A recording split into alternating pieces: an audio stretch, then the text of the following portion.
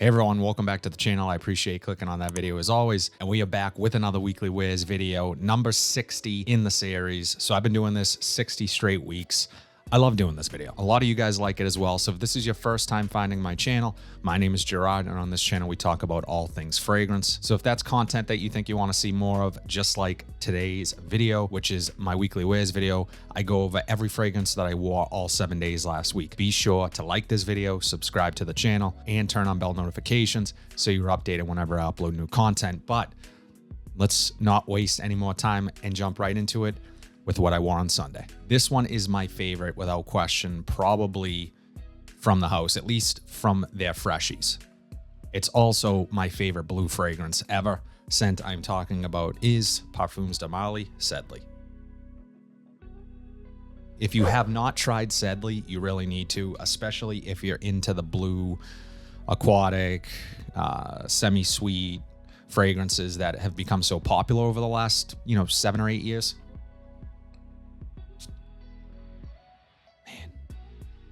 In the air, this stuff is just incredible. It has this sparkly, fizzy feeling of like a Sprite soda. It's a little bit lemony. It's a little bit lime. You just get this overall sense that it is uplifting and vibrant and mood enhancing. I get really great performance from this.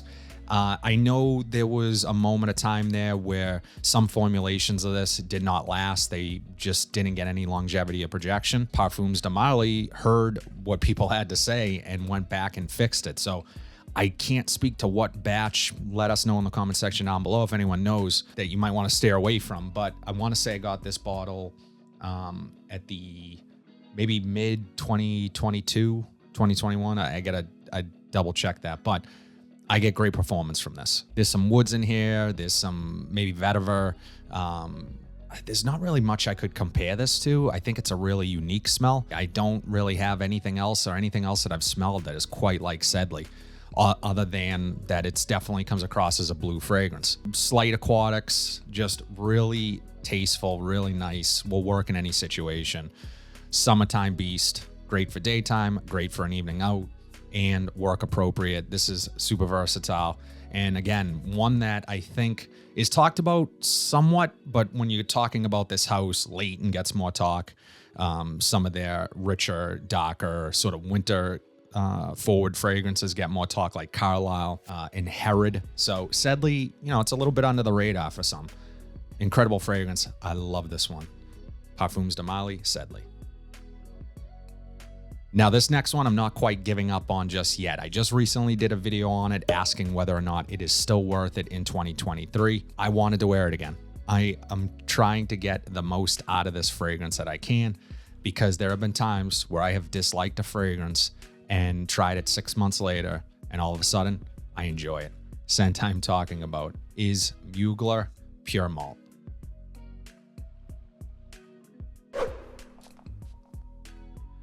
My favorite part of this scent is the opening.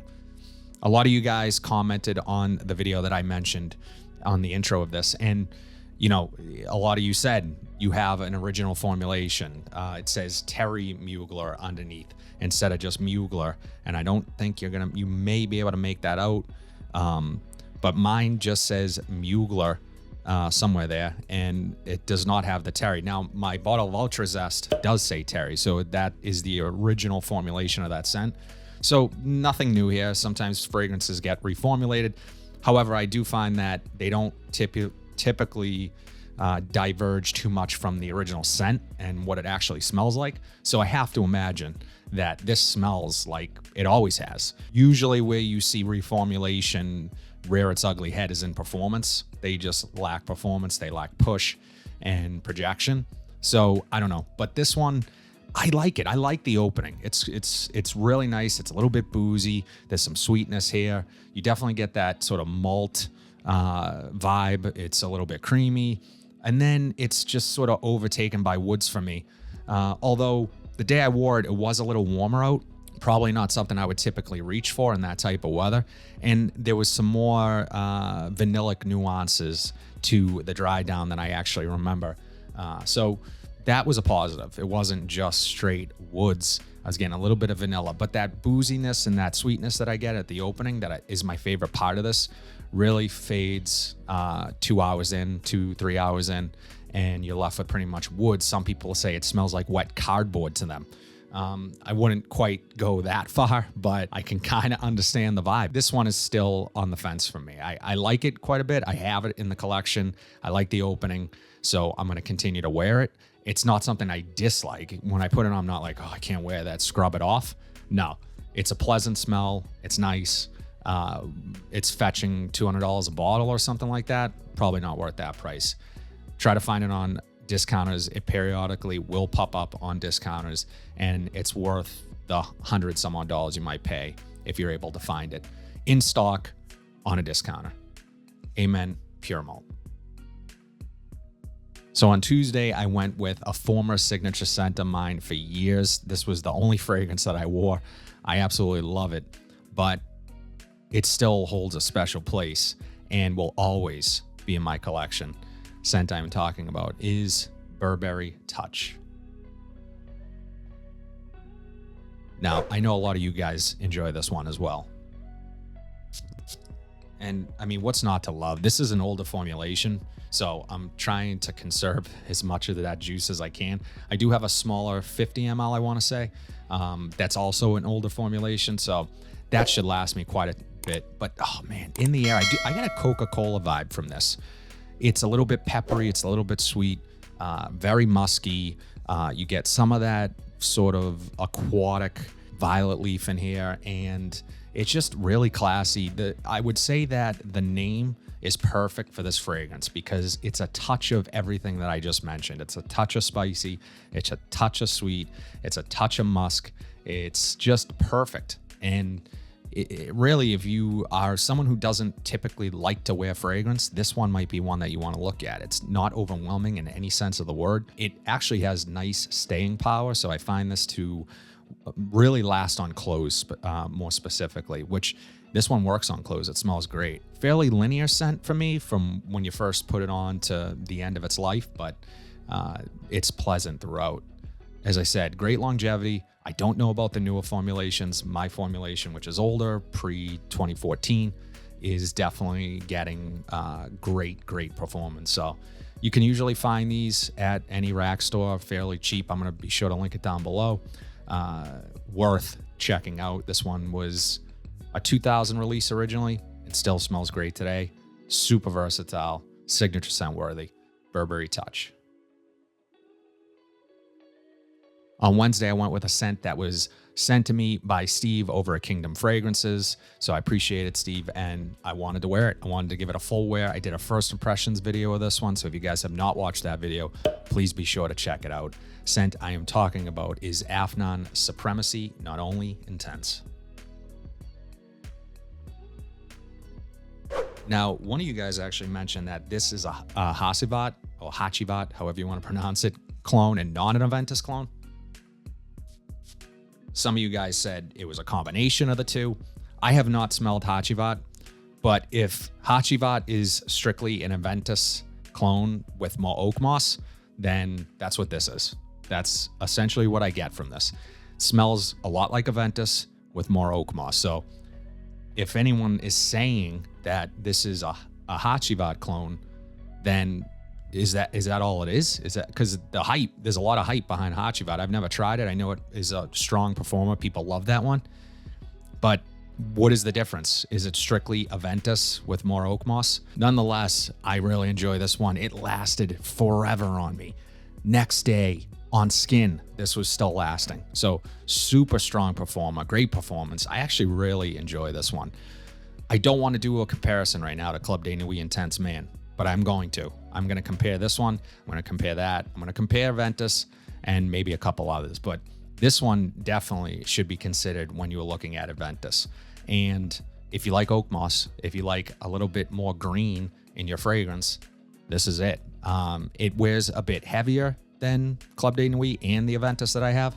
So keep that in mind. It's a little more dense, a little more thick. So in the heat, you might have to go lighter on the sprays.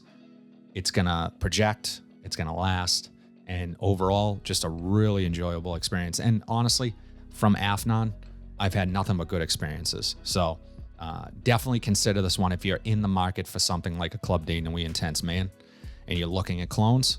Definitely consider trying Supremacy Not Only Intense from Afnan. So this next one is one that I was able to pick up from Nordstrom Rack, I want to say last summer, and I just fell in love with it. I love the simplicity of this one, and it is my favorite, without question, from this super popular line. Scent I'm talking about is Yves Saint Laurent Y Eau Fraiche.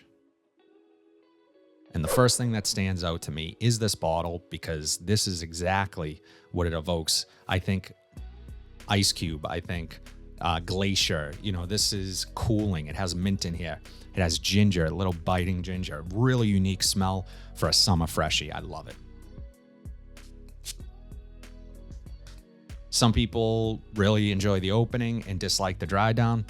Think it's too sort of generic. I totally disagree with that. I can understand why they say it, but the dry down of this is so well done. It does give you shower gel vibes, but it just the quality is there. It smells super quality, and I would love to wear this out at night. I would love it to wear it during the day. It is just a fantastic freshie. Has notes of lavender, so it's really aromatic, and the ginger is a very unique note, and I love the way they use it here. It just makes it feel more alive and perfect for a hot summer day. It's going to make you feel refreshed and just like you smell great. You're not going to be too worried about stinking, because this stuff, it just works. And I have been on this train for a while. The minute I tried it, it has an addictive quality to it. I want to keep smelling it, and definitely worth checking out. If you're a fan of the line, you might want to try this first, because it doesn't smell like the others. To me, I think this is very unique. Which is for that line, they all kind of have a similar DNA. This one is not so similar to those. And I want to say this is discontinued, which is unfortunate, but great scent nonetheless, and decent performance. I would say just above average performance for a freshie. Yves Saint Laurent Y Eau Fraiche. So I was pleasantly surprised by this next one. Danny, one of my subscribers, sent this to me. Thank you, Danny. I totally appreciate it. Amazing. And thank you for supporting the channel like you have for a long time now. So Danny's very funny in the comments. Always has a witty thing to say. So I love reading his comments. But the scent he sent my way is one that from a house that I've never tried, but I've heard a lot of good things about. Scent we're talking about is Ceruti 1881 Sport. This stuff is just kind of perfect. I want to say relatively inexpensive. I didn't check the price on this, but I want to say you can get 100 ml for under 30 some odd dollars. Will remind you of, it gives off a little bit of Invictus vibes, a little bit of Abercrombie and Fitch First Instinct Together vibes. There's another fragrance that I talk about on the channel from Emasi, Into Him, which is incredible fragrance, smaller, niche house, similar. But where this is different is it wears super light. It really smells how a sport fragrance should smell. I would wear this to the gym. I would wear this playing basketball. I would feel confident wearing this without feeling like I'm trying too hard to smell good, or I'm like the cologne guy on the basketball court, or playing baseball, or doing any athletic sort of outside activity, or inside for that matter. It just wears perfect. It wears super light. The day I wore this, we actually had a family night for my daughter's preschool, and I got a compliment, unsolicited compliment. So it's just a really pleasant smell. It's a bit familiar, and it just smells great. Wears really light. I want to say longevity was around average to just below average, but that's what I would expect from a scent like this. Really likable, sweet, little synthetic, but in a good way, and super clean smelling. So thank you, Danny, for sending this my way. This will absolutely get a lot of wear. Perfect out of the shower scent. Can't really go wrong. And it smells great. Ceruti 1881 Sport. Finally, a scent with sport in the name that's appropriate. Finally, on Saturday, it was a bit warmer, but I wanted to get this one in because I was pleasantly surprised by this one. I just did a video on this one as well, my most recent rack store haul, and for what you're getting for $14.99 is just incredible. What this line has to offer, which as of today is only available in rack stores, TJ Maxx, Marshalls, some odd, sketchy sort of eBay sellers. I don't know, people marking up the price to like $40+. But you can check those out if you want. But I would say continue to try to find this in your rack store because they are popping up more often. There's more from the line coming out. And this one has been on my list to grab. Scent I'm talking about is Black Incenso from the Velvet Collection from Milestone Perfumes. Now, first things first, if you watch that video, you know how incredible this atomizer is. Pressurized atomizer, just fantastic. This is a direct clone of Dolce & Gabbana's Velvet Incenso. So that scent I have not smelled in the air right now. Amber, resin, spice, a little bit of vanilla.